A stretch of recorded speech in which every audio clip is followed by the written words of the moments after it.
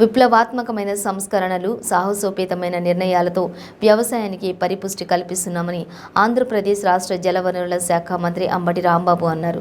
పల్నాడు జిల్లా సత్తెనపల్లి మండలం పరిధిలోని ధూళిపాళ్ల గ్రామంలో ఏర్పాటు చేసిన ఏరువాక కార్యక్రమంలో ఆయన ముఖ్య అతిథిగా పాల్గొని మాట్లాడారు.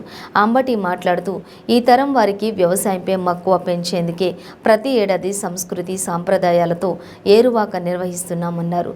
గత 3 ఏళ్లు